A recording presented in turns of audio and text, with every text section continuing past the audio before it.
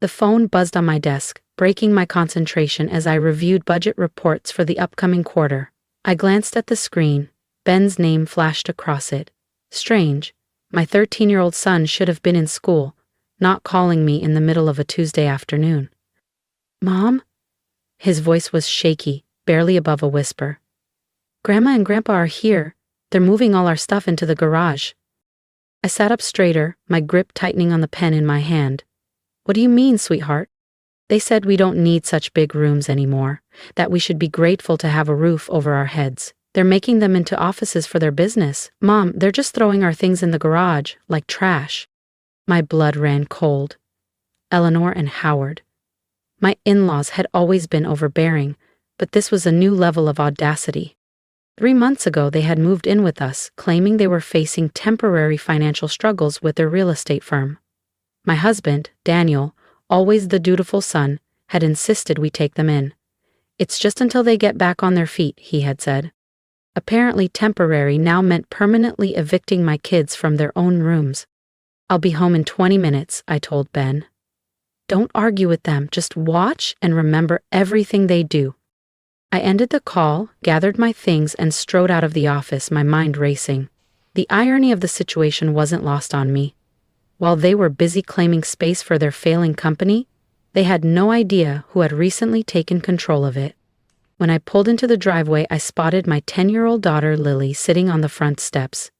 Her backpack was beside her, her arms wrapped tightly around her knees.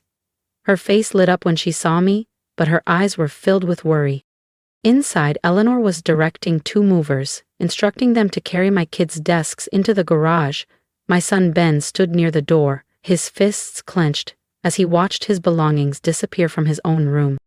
Eleanor turned when she saw me, a smug smile stretching across her face. "Oh, good, you're home. We're making some much-needed adjustments." I stepped inside, my eyes sweeping over the chaos. My kids' things, books, posters, furniture, had been tossed into boxes, piled carelessly in the hallway. "The children really don't need that much space," Eleanor continued breezily. "Howard and I, on the other hand, need proper offices to manage our company affairs." I ignored her and walked into what had been Ben's room. Howard was already setting up his laptop on my son's old desk. The walls, once covered in posters of his favorite baseball team, were now bare. His bookshelf had been emptied, its contents dumped unceremoniously into plastic bins. "The garage is perfectly fine for them," Howard said, not bothering to look at me. "They're young. They'll adapt. We need this space for important business matters." I let out a slow breath, my voice calm despite the fire burning in my chest. "Important business matters," I echoed. "Exactly," Eleanor beamed. "We have clients to impress. We can't have them meeting in some cluttered little corner. Presentation is everything in real estate." Lily appeared in the doorway, her voice barely above a whisper. "Where are we supposed to do our homework?" she asked. "The garage doesn't even have a table." Eleanor waved a dismissive hand. "Oh, for heaven's sake, use the kitchen. When we were kids, we didn't have these luxuries. This'll teach you some humility." I wrapped an arm around Lily's shoulders. "Why don't you and Ben go to Aunt Rachel's for a few hours?" I told them. "I'll come get you later." Once my children were safely away, I sat down at the kitchen table and opened my laptop. 3 months ago, when Howard and Eleanor's company, Hudson & Co. Realty, started showing signs of financial instability, I had done some investigating. What I found was years of reckless spending, poor management, and shady bookkeeping. And so, I made my move. Through a series of silent acquisitions, private investments, and a little strategic maneuvering, I had secured a 51% ownership stake in their company.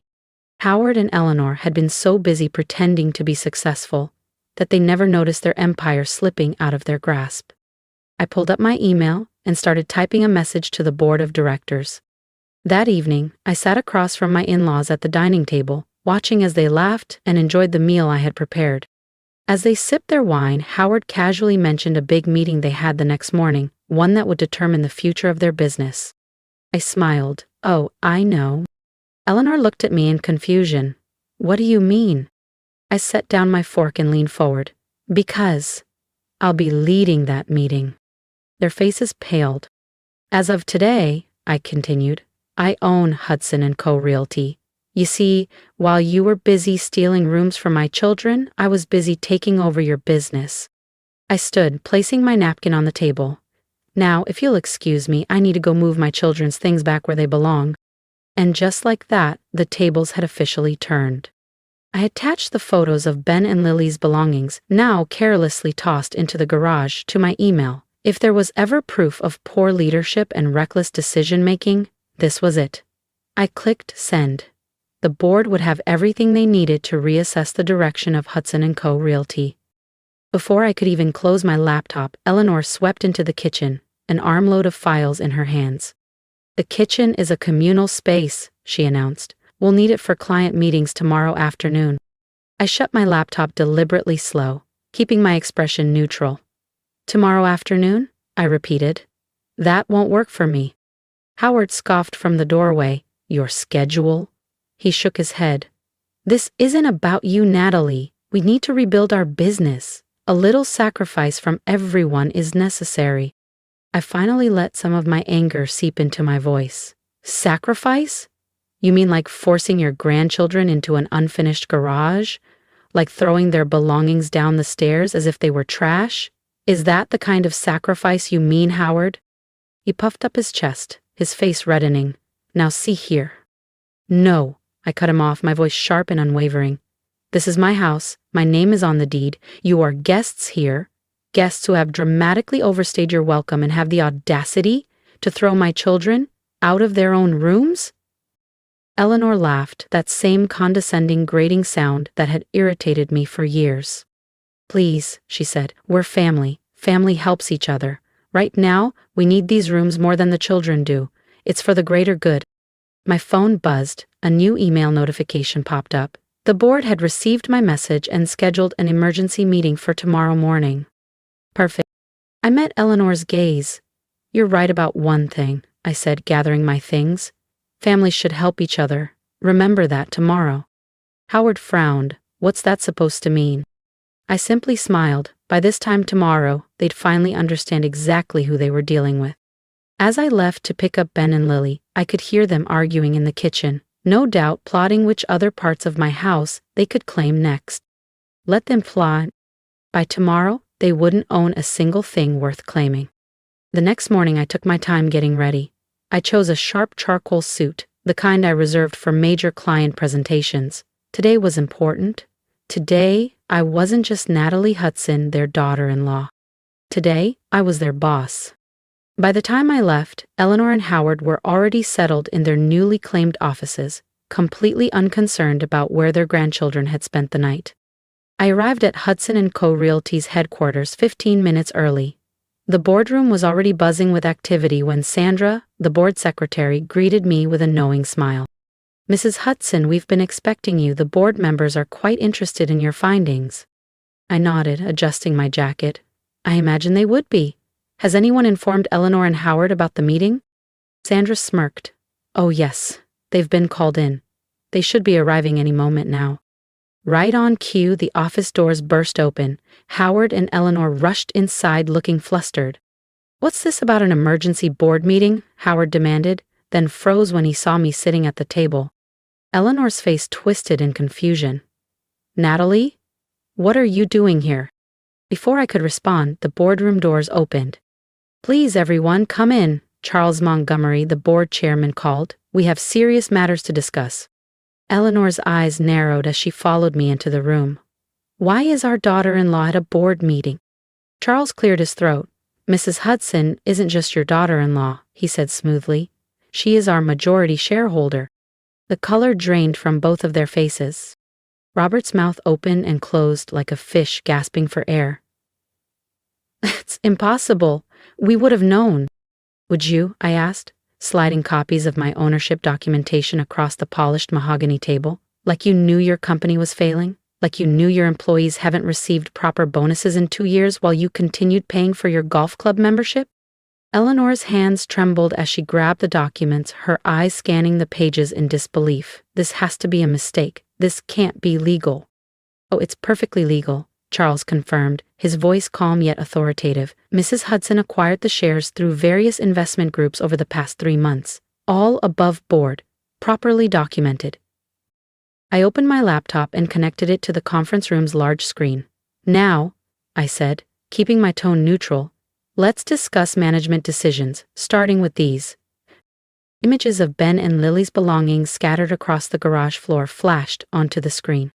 Eleanor and Howard shifted uncomfortably in their seats. These photos demonstrate a concerning lack of judgment, I continued, my voice steady, professional.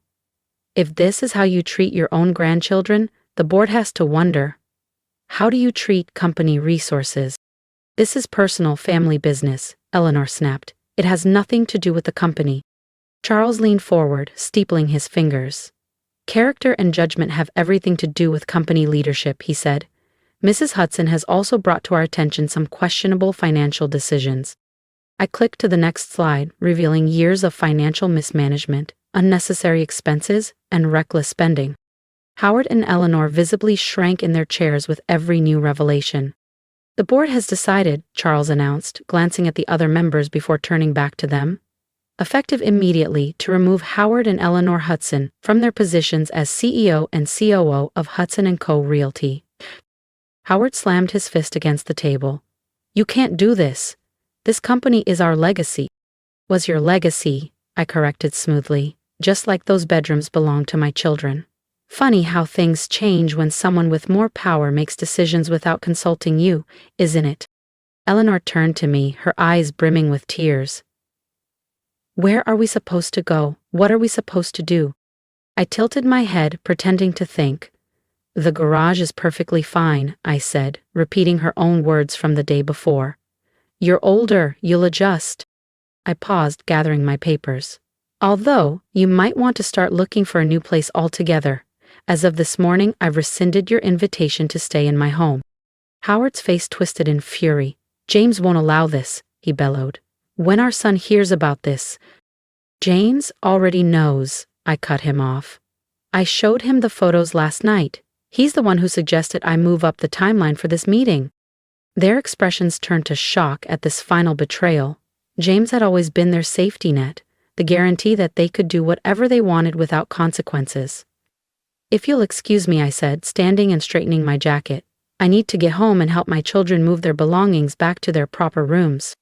As I walked out of the boardroom, I heard Eleanor begin to cry, and Howard weakly arguing with Charles about severance packages. I felt no satisfaction, no distress. This wasn't about revenge. It was about consequences and protecting what mattered most. My phone buzzed, a text from James. How did it go? Just as planned, I replied. They're out of their positions.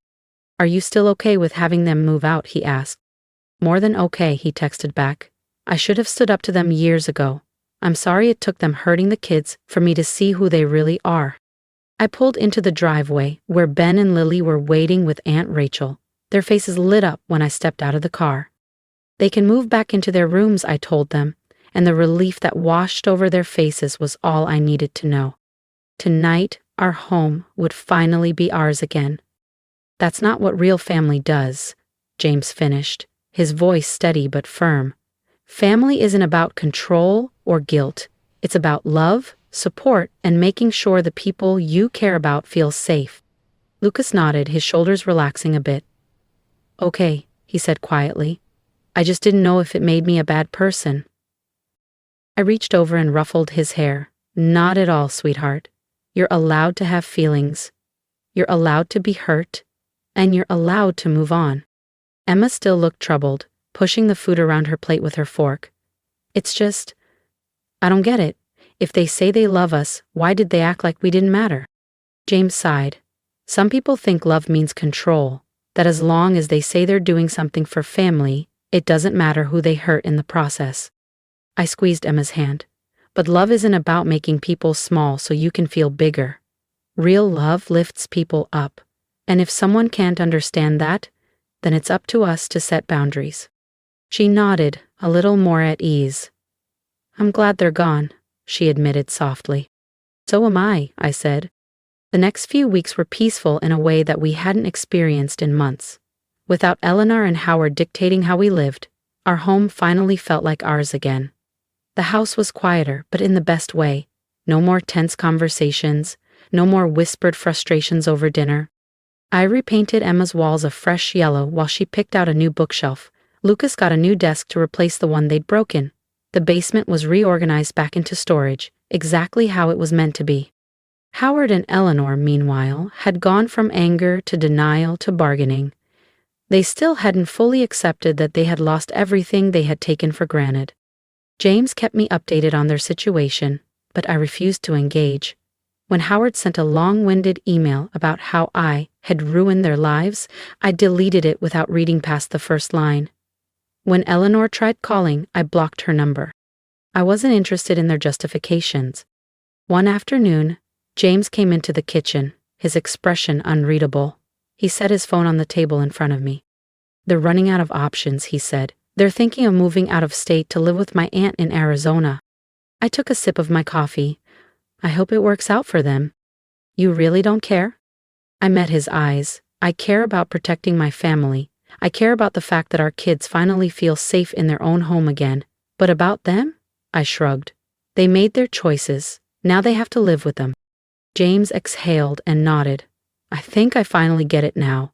I kept trying to find a way to fix things, but the truth is, they don't want to change." "No," I agreed. "They just want to go back to the way things were, where they could do whatever they wanted without consequences." That evening, as we sat down for dinner, Emma and Lucas laughed over something that had happened at school. The house felt warm, full of life again.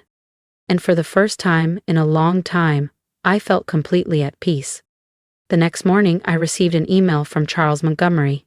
The board had unanimously voted to rename Hudson & Co. Realty to Summit Consulting Group, marking a complete departure from the Hudson legacy. Attached was a photo of the new sign being installed at the company headquarters. A fresh start, in every sense of the word. I forwarded the email to Eleanor and Howard, adding only a short note. Sometimes, a fresh start is the best path forward. Eleanor's response came within minutes. "You think you've won, but you're teaching your children to be ruthless. One day, they'll do the same to you." I sat with her words for a moment before shutting my phone. She still didn't understand. That evening, as I walked through our home, I let the warmth of normalcy settle over me. Ben was at his desk, deeply focused on his science project, his room fully restored. Down the hall, Lily played piano, the soft notes floating through the house. These were the moments Eleanor and Howard had tried to steal. Not just rooms, but my children's sense of security and self-worth. James appeared beside me, slipping his arm around my waist. "You know," he said, his voice low, "I always thought keeping the peace with my parents was the right thing to do, but watching you stand up to them, showing our kids that they deserve to be protected, that's what real family leadership looks like." I leaned into him, feeling the tension of the last few months begin to fade.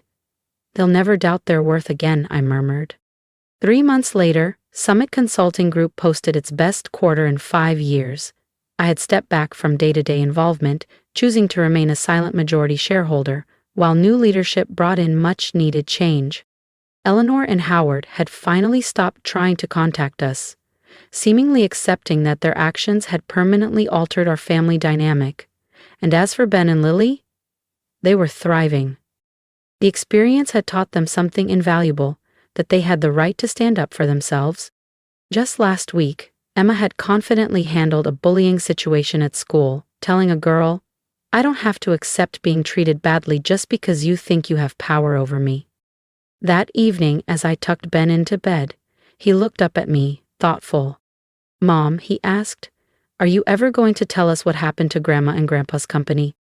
I sat on the edge of his bed, choosing my words carefully.